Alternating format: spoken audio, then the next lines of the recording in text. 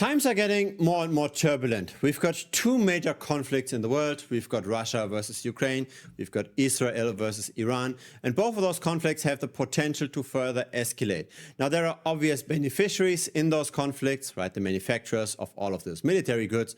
But there's also impacts on capital markets. And while it might not always sound ethical to talk about money when people are dying on the street, it is capital, it is money that's at least partially driving those conflicts. Now, here's something that's interesting. When we look at the long-term development of the S&P 500, we actually don't really see that much correlation between the magnitude of a conflict and the price development. So have a look at this overview. We've got World War I over here.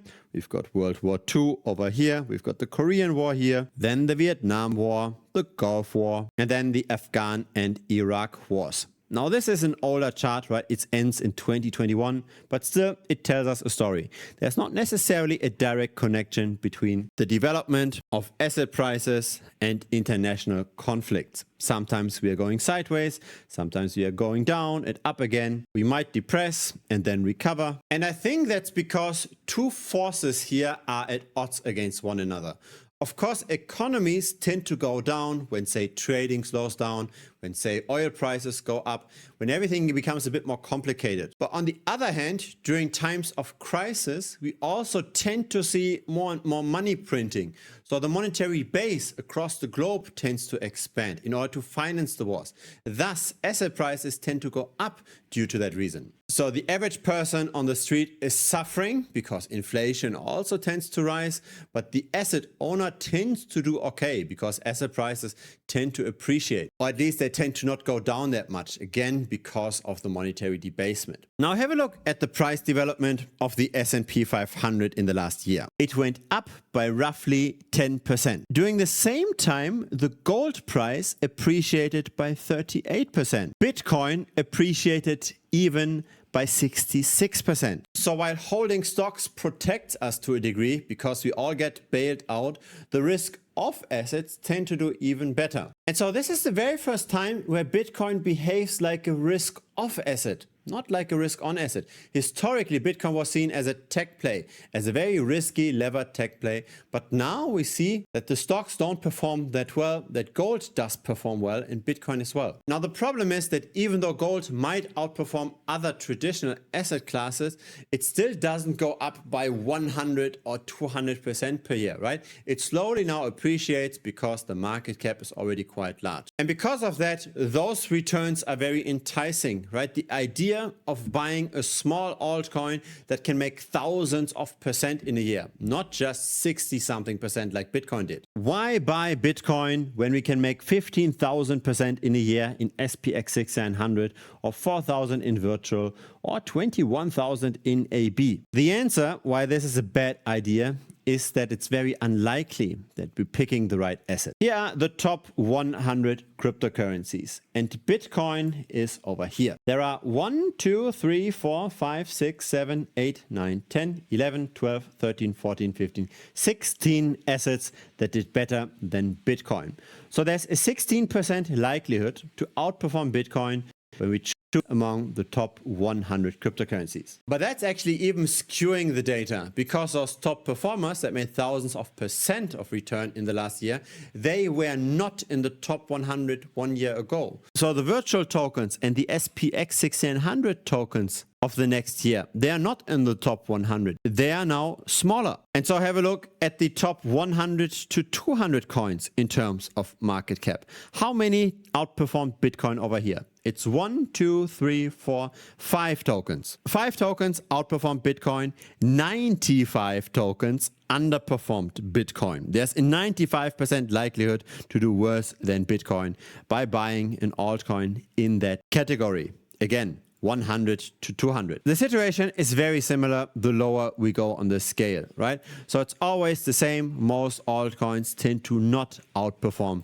buying and holding Bitcoin. Just have a look at this. Very few. And so initially this looks like a good idea, right? Finding the next altcoin. But there's a 95% likelihood that this will not work out. Now, when the odds are that much against us, we can't necessarily afford to bet a lot of money on such a thing, right? We can't bet hundreds of thousands of dollars on a single altcoin because there's a good chance we just lose everything. Crypto is a player versus player game. And because it's not just a game of luck, but also a game of skill, or potentially being an insider, potentially being within a team of a crypto project, because there are some people that clearly consistently pull out money, the vast majority of people have to lose. And so the capital concentrates towards those few insiders, towards those few people that know a bit more, that the markets naturally dry up over time. Naturally, the trading volume goes down when there's no new people entering the space. And we can see this in the numbers. This is the pump.fun ecosystem.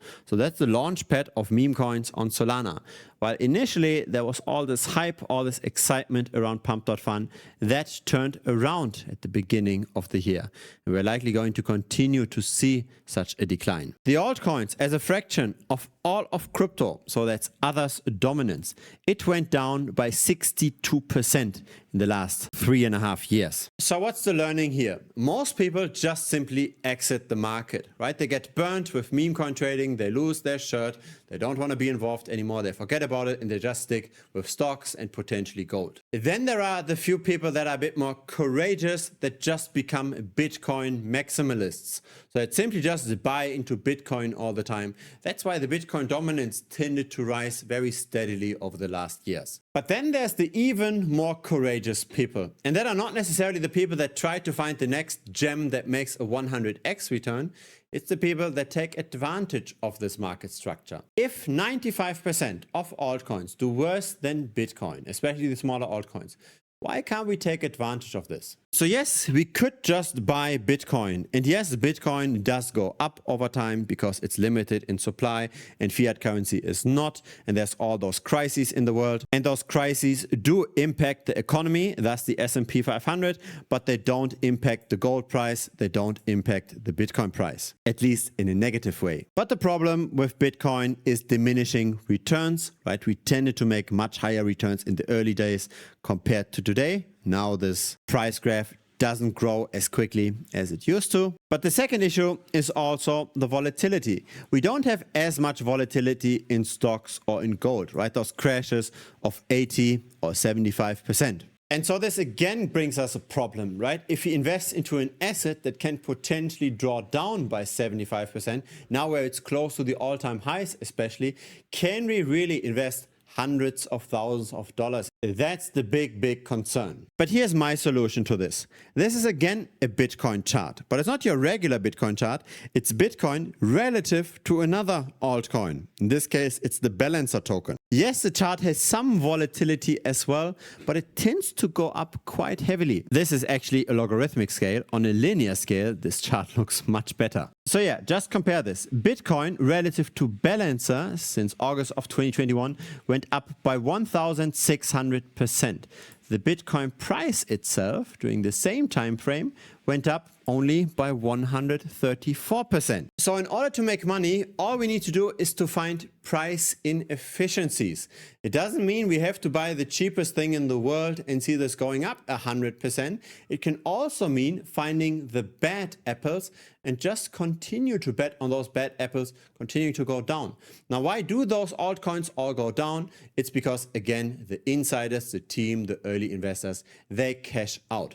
The supply of many altcoins grows over time and the demand doesn't grow as quickly, thus we see that underperformance. Now, I am saying underperformance. I'm not saying that the US dollar price is necessarily going down because there's still some correlation, right? Say Bitcoin doubles in price, then the altcoins can go up as well, but very likely they're not going to double. Maybe they only go up by 50% because, again, the insiders cash out. But still, we can make money from that relative valuation. Or here's another example. This is Bitcoin relative to optimism. Again, on a linear scale, this is an incredibly nice run. An appreciation of 1,300%, while at the same time, Bitcoin appreciated only by 158%. Bitcoin did do its retracements, right? 30% retracements recently. And this chart also has its similar retracements. But again, if we get drawdowns like this, when the overall performance is that massive, then the risk to reward ratio is of course much better. And so that's what I'm trying to convey with this channel, right? It's not necessarily about finding out where the stock market is going or trying to time the gold market perfectly or even trying to find out where Bitcoin is going, even though we do have our approaches for Bitcoin. If we want to make money in a market, we just need to do the opposite of what the vast majority is doing. We can't do the same approach that everybody else is doing. We can't just try to find the perfect altcoin, do all of the fundamental research, and then try to beat the market this way. It's the same approach everybody is following, and this is not where the alpha is.